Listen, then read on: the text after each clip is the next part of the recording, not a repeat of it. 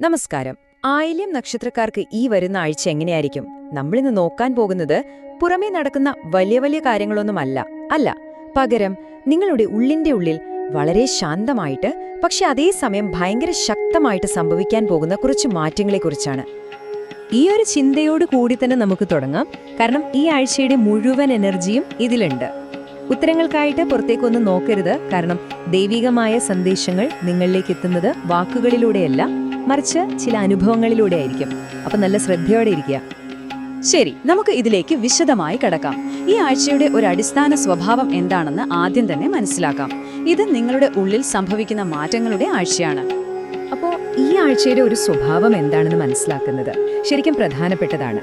ഇതൊരു ആക്ഷൻ വീക്കല്ല, പകരം ഒരു റിയലൈസേഷൻ വീക്കാണ്.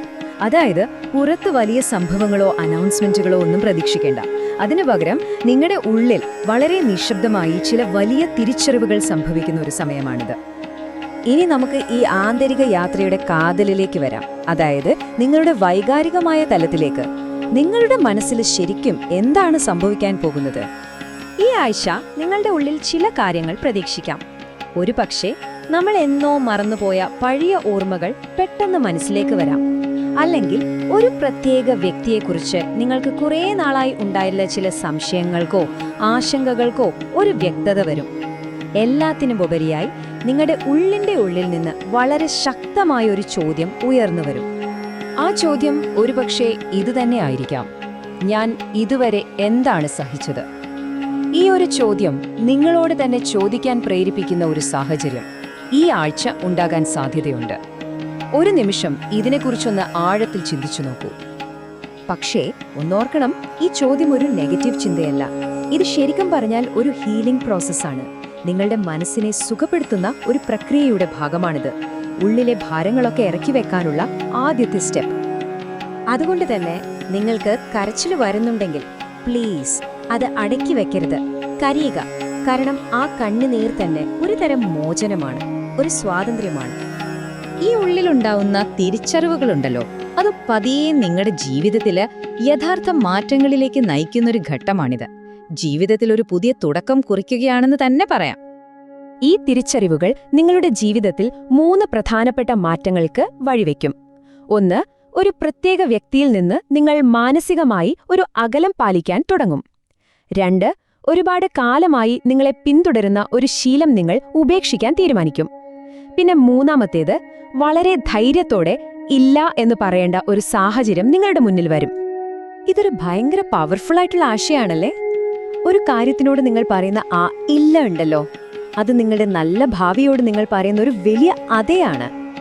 ശരിയാണ്, ആ നിമിഷം അത് പറയാൻ കുറച്ച് ബുദ്ധിമുട്ടുണ്ടാവും.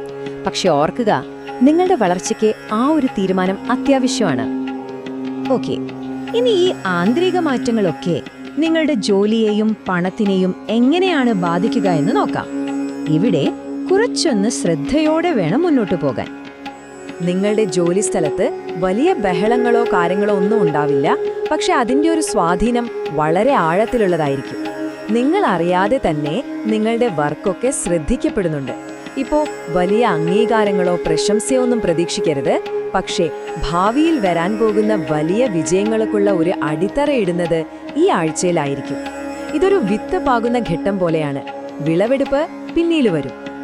ഒരു ചെറിയ മുന്നറിയിപ്പ്: ഈ ആഴ്ച ഓഫീസിൽ നിങ്ങളുടെ രഹസ്യങ്ങളൊന്നും ആരോടും പങ്കുവയ്ക്കാതിരിക്കാൻ പ്രത്യേകം ശ്രദ്ധിക്കണം. ചിലപ്പോൾ മൗനം പാലിക്കുന്നതാണ് ഏറ്റവും നല്ലത്. ഇനി പണത്തിന്റെ കാര്യം. ഇവിടെ സുരക്ഷയ്ക്കാണ് 1-ാം സ്ഥാനം. പണം നിങ്ങളുടെ കയ്യിലേക്ക് വരും. പക്ഷേ അത് കയ്യിൽ നിർത്തുക എന്നുള്ളതാണ് ഈ ആഴ്ചയിലെ ഏറ്റവും വലിയ ചാലഞ്ച്. മറ്റുള്ളവർക്ക് കടം കൊടുക്കുന്നത് തീർച്ചയായും ഒഴിവാക്കുക. അതുപോലെ പെട്ടെന്നുണ്ടാകുന്ന ആഗ്രഹങ്ങളുടെ പുറത്ത് ആവശ്യമില്ലാത്ത സാധനങ്ങൾ വാങ്ങി പണം കളയാതിരിക്കാനും ശ്രദ്ധിക്കുക.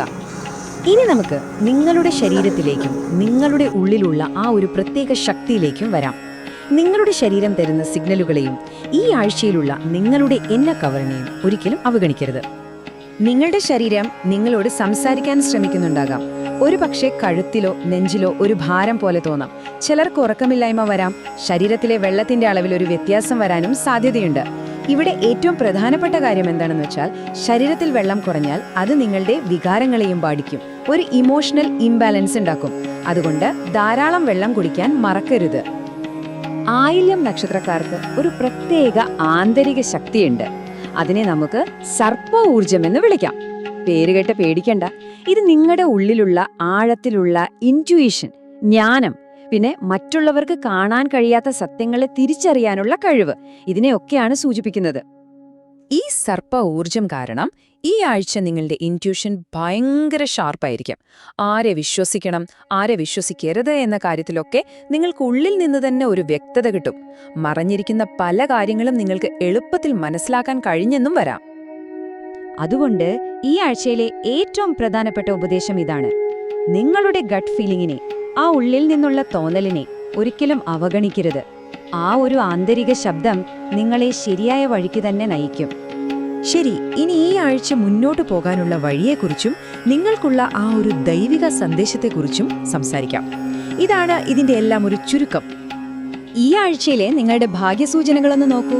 ഭാഗ്യ ദിവസം തിങ്കളാഴ്ച. നിറങ്ങൾ ഇളം വെള്ളയും പച്ചയും. ഭാഗ്യ നമ്പർ 4. പക്ഷേ ഇതിലെ ഏറ്റവും പ്രധാനപ്പെട്ട ഭാഗ്യശക്തി എന്താണെന്ന് കണ്ടോ? മൗനം. ഈ ആഴ്ചയുടെ മുഴുവൻ ആശയവുമായി ഇതെത്ര നന്നായി ചേരുന്നുണ്ടല്ലേ? ഈ ആഴ്ചയുടെ ഊർജവുമായി ഒന്ന് അലൈൻ ചെയ്യാൻ ഒരു ലളിതമായ പരിഹാരമുണ്ട്. തിങ്കളാഴ്ചയോ വ്യാഴാഴ്ചയോ കുറച്ച് സമയം കണ്ടെത്തുക. ഓം നാഗായ നമ എന്ന് 9 തവണ മനസ്സിൽ ജപിക്കുക. വീട്ടിലൊരു ചെറിയ വിളക്ക് തെളിയിക്കുക. ഏറ്റവും പ്രധാനമായി ഇത് പൂർണ്ണമായ നിശബ്ദതയിൽ ചെയ്യണം. സംസാരിക്കരുത്. നിങ്ങൾ ഉള്ളിലേക്ക് ശ്രദ്ധിക്കുമ്പോൾ ദൈവം നിങ്ങളെ കേൾക്കും. അവസാനം ഈ ആഴ്ച നിങ്ങൾക്കുള്ള ദൈവിക സന്ദേശം ഇതാണ്: നീ മാറുന്നില്ല, നീ നിന്റെ യഥാർത്ഥ രൂപത്തിലേക്ക് മടങ്ങുകയാണ്. ഈ ആഴ്ചയിലെ അനുഭവങ്ങളും തിരിച്ചറിവുകളും നിങ്ങളെ ഒരു പുതിയ വ്യക്തിയാക്കുകയല്ല ചെയ്യുന്നത്, മറിച്ച് എപ്പോഴും നിങ്ങളുടെ ഉള്ളിലുണ്ടായിരുന്ന നിങ്ങളുടെ യഥാർത്ഥ ശക്തിയിലേക്കും സ്വത്വത്തിലേക്കും നിങ്ങളെ തിരികെ കൊണ്ടുവരികയാണ്.